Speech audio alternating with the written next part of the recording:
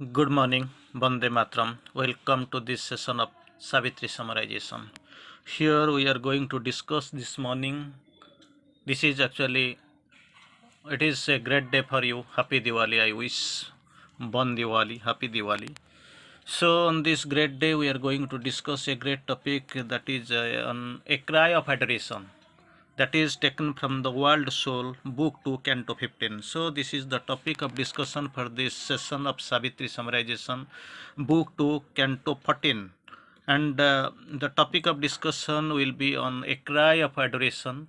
It is taken from the World Soul, Book 2, Canto 4. So a couple of lines we are going to read and then we'll try to come for the summarization. So Sri Aurobindo quotes in the very beginning, a covert answer to his seeking came. A covert answer to his seeking came in a far simmering background of mind space. A glowing mouth was seen, a luminous shaft, a reckless gait it seemed, musing on joy, a veiled retreat and escape to a mystery. Beautiful topic. So a covert answer to his seeking came. Seeking is there from Osapati and the answer is covert answer. Where in a far simmering background of mind space, again, far simmering background of mind space, a glowing mouth was seen. A glowing mouth was seen, a luminous shaft, that answer is coming. And a veiled retreat and escape to mystery. So again, here in the course, away from the unsatisfied surface world, away from the unsatisfied surface world, it fled into the bosom of the unknown. A well, a tunnel of the depths of God, it plunged as if a mystic groove of hope through many layers of formless, voiceless self to reach the last profound of the world's heart. Anyway, let us hear in the course. They are simmered, stealing out into the mind, a mute and quivering ecstasy of light. They are simmered, stealing out into the mind, a mute and quivering ecstasy of light, a passion and a delicacy of roseate fire. Against here in the course, he travelled, led by a mysterious sound. He travelled. How he is travelling? Of course, led by a mysterious sound, a murmur multitudinous and alone. Round him it is actually, you can see he is visualizing the things. A murmur multitudinous and alone. All sound it was in turn, yet all the same. So just imagine how the shape is there, because it is world soul. The topic is world soul. Canto.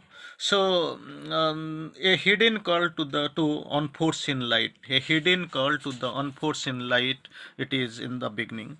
In the summoning voice of one long known, a well loved, but nameless to the unremembering mind, it led to rapture back the truant heart. So later we can come forward and see some beautiful occasions here in the course. An incense floated in the quivering air. So just imagine how the purified, how the great, how the calmness about the purified, the purification of the air Sri Aurobindo describes. An incense dhup floated in the quivering air, a mystic happiness trembled in the breast, as if the invisible beloved had come, assuming the sudden loveliness of a face. Just imagine. An incense floated in the quivering air. Air is actually quivering air. Incense is floating. A mystic happiness trembled in the breast, as if the invisible beloved had come, assuming the sudden loveliness of a face. And the close, glad hands could seize his fugitive feet. Close, glad hands could seize his fugitive feet. Feet is actually, it is fugitive going on, and there is actually, he can find the touch of the beloved, invisible beloved. And the world changes with the beauty of a smile. The world changes with the beauty of a smile. Into the wonderful bodiless realm he came. About this realm here in the course, it is a wonderful bodiless realm he is coming. Again, a depth he felt answering to every height. a depth he felt that is answering to every height. A nook was found that could embrace all worlds. A nook was found that could embrace all the world. A point that was the conscious knot of space. A point that was the conscious knot of space, an hour eternal in the heart of time. Again, the silent soul of all the world was there. In that realm, you can find the silent soul of all the world was there. A being lived, a presence and a power, a single person who was himself and all. A being lived, a presence and a power, a single person who was himself and all, and a cherished nature, sweet and dangerous throbs, transfigured into beats, divine and pure. Again, one who would love without the return for love, meeting and turning to his best the worst. It healed the bitter qualities of earth, transforming all experience into joy. Just imagine how that transformative atmosphere is there, calmness is there. Beautiful, magnificent world, bodiless realm, wonderful bodiless realm like this. Again, Sri Aurobindo quotes a letter. The intimacy of God was everywhere. All grew to all kindreds and self and near. The intimacy of God was everywhere. No veil was felt, no brute barrier in earth. Distance could not divide, time could not change. A fire of passion burned in spirit depths. A fire of passion burned in spirit depths. A constant touch of sweetness linked all hearts.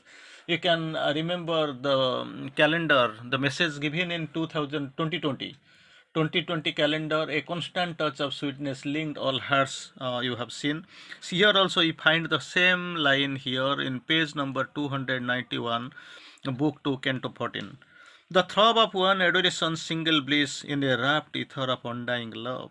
Again, an inner happiness abode in all, not outer, inner happiness abode in all. A sense of universal harmonies, a measureless secure eternity of earth, truth and beauty and good and joy made one.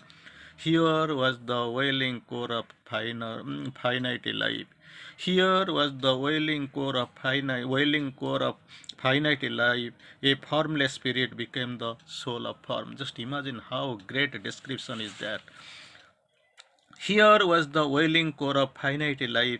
A formless spirit became the soul of form. So in that lucent realm, we find Asapati is traveling, and of course sketching his experience and explaining the experience why it actually he keeps feeling from time to time. So let us summarize whatever we have read so far in our in that description. We have to go for the gist. So far we have covered now till now. So in the course, a bright opening appears far in the mind space. Bright opening appears far in the mind space, leading to some depths of God. It beckons him with a quivering ecstasy of light. It beckons him how quivering ecstasy of light, and Asapati enters the tunnel-like passage. Enters the passage is actually tunnel-like. He is led by a mysterious sound. Already we have seen, led by a mysterious sound, which is a composite of many sounds. It is a single sound, mysterious sound, but it is composite of many sounds. A fluid cell we have seen, and we have of course sketched that mysterious sound we have seen, and flute cell, cricket note, anklet bells, cavern twinkle, and temple gong, and the bee croon, and of course this is a beautiful sound we can see, the sound of many varieties, many sounds. I will quote it again: flutes call, cricket note, anklet bells, cavern tinkle, and latter temple gong, bee croon, and sea wave. These are the sounds it is actually being followed. Many many composite of many sounds. It is actually following. It is actually accompanying him. Again, Sri Aurobindo quotes beautiful. He arrives into the bodiless realms. Already we have seen magnificent bodiless realms. He enters the heart of space and heart of time. Here he enters the home of the soul of the world. He is entering. Here is the soul being, The person who transmutes nature's movement into the divine form, that transformation is there, who leads the cosmos to the divine fulfillment through all the vicissitudes. So there is the here is the being whose person whose work is that person who transmutes nature's movements into the divine term. Nature's movement into the divine term, again who leads cosmos to the divine fulfillment through all the vicissitudes. Here is the source of all finite life. Already we have seen here is the chamber of all finite lives. Again, little bit forward, we will see all here is made of the soul stuff, nothing of the mental, vital, physical, everything actually here made of the soul stuff.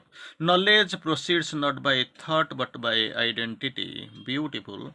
Knowledge proceeds not by thought but by identity. Knowledge by identity, know by identity. The phrases we find often in, even if it is not from often, but it has got its great symbolization and great significance there. The walls of speech are not there because everything is contained in the soul space. Nothing, neither separative life nor the concrete form of the body is here. It is totally a different realm. No separative life nor concrete form of the body is here. The soul is its own form and meets everything. Everything is actually containing that soul stuff, and these souls directly we can find here the description meets other souls. This soul directly Ashwapati begins to know things by their soul and not by their shape. He communes without speech. So here speech has got no need. Everything is managed, maintained, of course, articulated by the soul and soul stuff. There's here in the again quotes little bit forward. She quotes, this is a strange spiritual scenery. Strange spiritual scenery with patterns of the soul, beauty and joy, celestial fragrance and hue. Already we have seen that incense and all already we have discussed. Anyway, there is a strange spiritual scenery with patterns of soul, beauty and joy, celestial fragrance and hue. Hue. It is a home of beauty. Beautiful, it is a home of beauty. Here the world and self are one. That is a great description. Here to rest all the things after death. Here to rest all the things after death on earth. After death on earth, here all things rest. And before they take the next embodiment, so before the rebirth, you can find the world soul that already we have seen and we have experienced that fashioning chamber of the soul. We have already quoted previously. And of course we see that Chaitya, that world of the soul world, this is there, and it is the beautiful we can find. All beings after death on earth they rest here, and they take the next embodiment. They assimilated their life experiences and pure prepare for the future lives. Already we know after the death this body gets dissolved in the panchabhuta, then life actually vital world is there in the second phase. After completing the formalities, then mind goes to the mental realm, then later the soul goes to the psychic world where it actually rests, prepares for the next birth, assimilates the experiences which have to be carried out and which are not useful, that must be thrown out. So these are the fashioning chamber of the soul. This is the cycle. So this is fashioned here beautifully. It has been quoted. This after death evaluation is done here. This is the psychic world. So this is the real point of description we can see here. This is the center of creation from where the being is cast. Center of creation from which the being is cast. Anyway, so we will go a little bit forward and try to quote a few lines from original Savitri. Then we'll go for next one. All here they are the soul and made of the sheer soul stuff. A sky of soul covered the deep soul ground. Already everything we have discussed in and already we have seen. A touch of consciousness on consciousness, a sympathy of self with other selves, and the beings look on being with inmost gaze, and heart laid bare to heart without wall of speech, and the unanimity of seeing minds in myriad forms luminous with one God. We can find The touch of consciousness on consciousness, touch of consciousness on consciousness, and beings look on being with inmost gaze, and heart laid bare to heart without walls of speech, and the unanimity of seeing minds in myriad forms luminous with one God. This is there, it is there. Life was not there but an impassioned force. That great description. Life was not there but one great impassioned force. Again, finer than fineness, deeper than the deeps, felt as a subtle and spiritual power, a quivering out from soul to answering soul, a mystic movement, a close influence, a free and happy and infinite, intense approach of being to being with no screen or check. Everything is free, free interference, everything is free. So body was not there, for bodies were needed not. Body was not there, but bodies were needed not. Without we actually then soul itself was the own deathless form. Already we have seen bodies were not, the body was not there, for bodies were needed not. The soul itself was its own deathless form, and met at once the touch of other souls, clothes, blissful, concrete, wonderfully true. Already we have described soul made the souls, other souls, close, blissful, concrete, and wonderfully true. There is no gulf, no gap. Then again, Sri Aurobindo quotes here. Here, where reality was its own dream, he knew things by their soul and not by their shape. Only the answering soul, the concrete thing, the symbol is only soul. Soul. As those who have lived long, made one in love, need word nor sign for hearts replied to heart, because everything is all transparency, all communication is through the soul only. He met and communed without bar of speech, nothing was required. He met and communed without bar of speech with beings unveiled by a material frame. There was a strange spiritual scenery. Again, a loveliness of lakes and streams and hills, a flow, a fixity in a soul space, and the plains of and the valleys and the stretches of soul joy. Everything almost accompanied and of course influenced and led by the soul only. And steer in the course, its meditations of tinged reverie, and the gardens where that were flower tracks of the spirit, soul, everything, no speech, no bar, no mind, no barrier, no wall, nothing is there. A fragrance wandered in a colored haze, as if the scent and hue of all sweet flowers, already we have seen, we have explained, had mingled to copy the heaven's atmosphere. Beauty lived there at home in her own house. Everything is beautiful. Beauty lived there at once in his own house. There all was beautiful by its own right, and needed not the splendor of a robe. Everything was beauty. You don't have to go for the spa, or you have to design and redesign. It is already there. It is existing by its own right. All objects were like the bodies of the gods. Whatever the object you see, you find that were the objects, bodies of the like the bodies of the gods. A spirit symbol environing a soul, for world and self were one reality. Again, we little bit we go forward and find the next phase of discussion. Past were the pillar past were birth and death. Past was the little sin of symbol deeds. Past were the heavens and hells of their long road. They had returned into the world's deep soul. That already we have seen little bit before, that world fashioning chamber of the soul and all we were finding. In the shining chambers of the spiritual sleep, past where the again immersed in voiceless internal trance, the beings that once wore forms on earth sat there in shining chambers of spiritual sleep. So we can find the rebirth procedure in shining chambers of spiritual sleep. Previously we have seen the great name fashioning chamber of the soul. Past where the pillar posts of birth and death. Past where was their little sin of symbol deeds. Past where the heavens and hells of their long road. They had returned into the world's deep soul. They had returned into the world of deep soul. All now was gathered into a pregnant rest. Person and nature suffered a slumber change. Everything is there. This is the psychic world. Everything suffered a slumber change. In trance, they gathered back their bygone selves in a background memories, forcing muse prophetic of a new personality. So things will be happening, rebirth and all. It has been processed.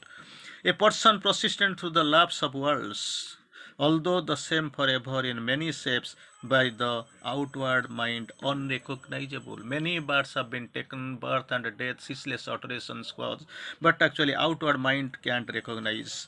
Assuming names unknown in unknown climes, nobody can remember, it can't be remembered. Imprints through time upon art's worn page. A growing figure of its secret self and learns by experience what the spirit knew. That's what the soul has come to take experience, growth and progress and grow. So later we will go further. Once more they must face the problem game of birth. Problem game of birth, and it is taken up, of course, described about the rebirth and all. The soul's experiment of joy and grief and the thought and impulse and blind act and venture on the roads of circumstance. Problem game of birth, that rebirth, that problem game, and venture on the roads of circumstance, lighting and the blind acts. So these are the things where it is actually carried out.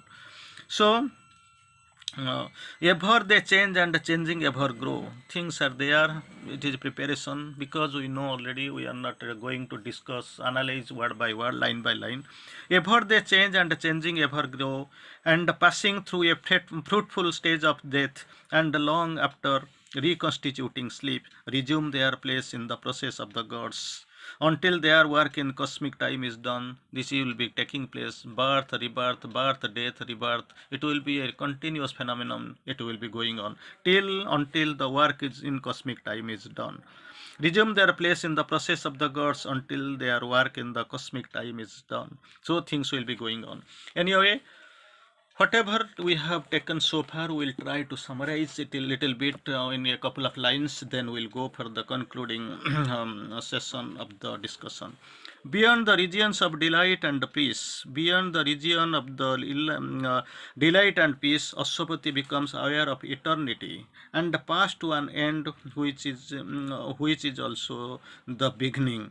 The end which is also beginning. What we feel end, that is the beginning, end of this life and the beginning of the next. So what we know, the end is also a new beginning.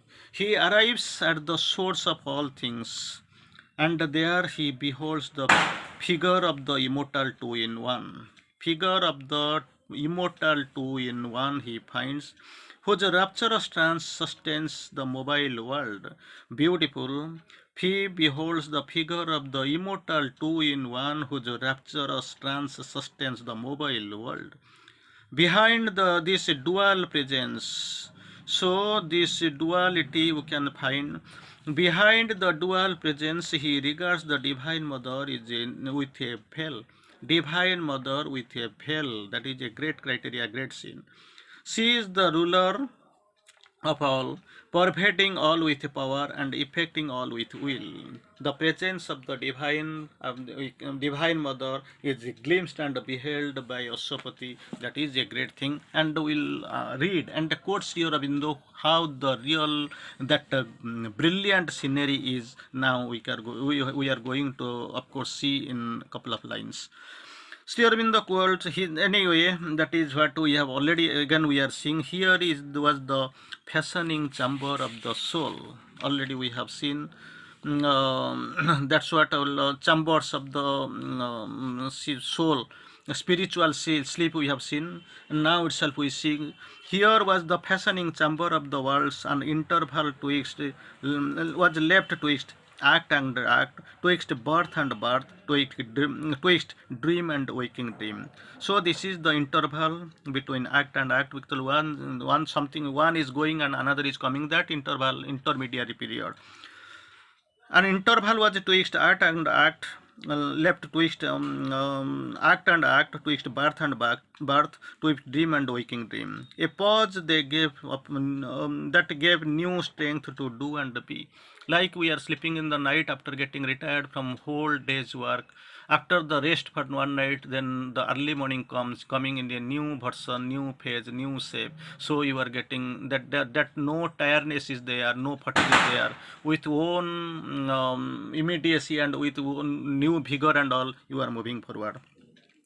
Beyond were regions of delight and peace, mute birthplaces of light and hope and love. Just imagine how the wonderful description has been given on the rebirth. And the cradles of heavenly rapture and repose, in a slumber of voice of the world, he of the eternal moment grew aware.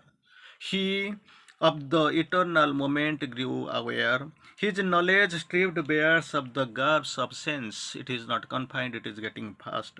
Knew by identity. Just now we were holding and we were discussing the thing. Knew by identity. Because this is what the purpose of the yoga. Know by identity. Getting identity, you are knowing the things. And of course another phrase is also there, knowledge by identity. Knew by identity without thought or word, because he's getting identified and taking the experience. No need of thought and a word or previous description books, nothing is required. Life's line fell in the spirit's identity. Spirit's identity, nothing required of the physical, mind or vital. Along a road of pure interior light, then alone between the tremendous presences, he is alone because nobody has gone there, nobody has behold the things. His soul passed on a single conscious power towards the end. His single power, already still in the quoting.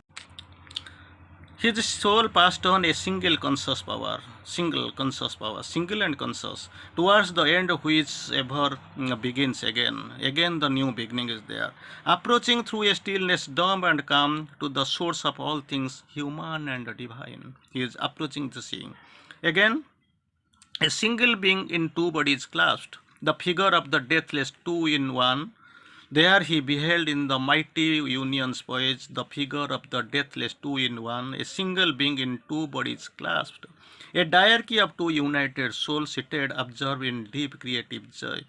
Their trance of bliss sustained the mobile world. Again, we can see little further, we can see. She reigns, inspirer for its multiple works, and the thinker and of the symbol of its sin. Above them all she stands supporting all. Once more you can remember that great message that was also in the calendar. Above them all she stands supporting all. The sole omnipotent goddess ever veiled. That is what the great divine mother, that description is going on. The sole omnipotent goddess ever veiled, of whom the world is the inscrutable mask. The edges are the footfalls of her tread, their happenings the figure of her thoughts, and all creation is her endless act. This is the great description of the divine mother, great divine mother. His spirit was made a vessel of her force. They are approaching and reaching Ashwapati fields.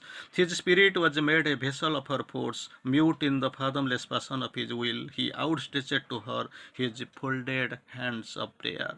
He outstretched to her his folded hands of prayer. Then in a sovereign answer to his heart, a gesture came as the walls thrown away. So a light appeared, still and imperishable, attracted to the large and the luminous depths. Then later he saw the mystic outline of a face. This is the great description of the world mother, and at that time actually he is observing. He saw the mystic outline of a face, and again what is happening? Overwhelmed by her implacable light and bliss. Then towards the end, Sri Aurobindo quotes, he cast from the rent stillness of his soul a cry of adoration and desire. We'll read a little bit in after, we'll try to cross two lines, and then we'll try to finally quote Sri Aurobindo's concluding lines. Ashwapati is filled by her force, already we have seen, filled by her force, the great divine mother. He outstretched to her his folded hands of prayer, Jodahasta. She responds with a sovereign gesture. She, the world mother, divine mother, responds with a sovereign gesture, half parting her veil. She is responding with a gesture. He is cell-bound by the mystery of her luminous eyes, cell-bound with the divine, cell-bound with the mystery of the luminous eyes, and sees the mystic outline of her face. Beautiful. So it is a great description. Outline, mystic, mystery of a luminous eye, sees the mystic outline of her face. He is overwhelmed by her light, overwhelmed by her light and bliss. With a cry of adoration, he falls at her feet, unconscious prone. This is the great surrender we have seen. He falls at her feet, unconscious prone, because he can be able to understand, know, identify her, and moreover knows her by knew by identity. So after this, actually, he is what is laid down at her feet, unconscious prone. So these four lines I will try to quote it again. He cast from the rent stillness of his soul. He cast from the rent stillness of his soul a cry of adoration and desire, and the surrender of his boundless mind. Again, the great surrender of his boundless mind, and the self-giving, again consecration, self-giving of his silent heart. First surrender is the surrender of his boundless mind. Next surrender, self-giving of his silent heart. Then later what happens after surrendering self-giving, then what happens? He fell at her feet, unconscious, prone. The great description it is on the birth and the intermediary pain, on the cry of adoration, intermediary period between death and birth, then fashioning chamber of the soul we have seen, and later we are going forward to know the process of rebirth in the psychic world. So really, definitely it is a great topic and a great description by our master Lord Sri Aurobindo, Mahayogi Sri Aurobindo, on this happiest occasion and this glorious occasion of so-called our Deepavali. We are rendering our heartful gratitude to this great creator, Mother and Sri Aurobindo. Vande Mataram.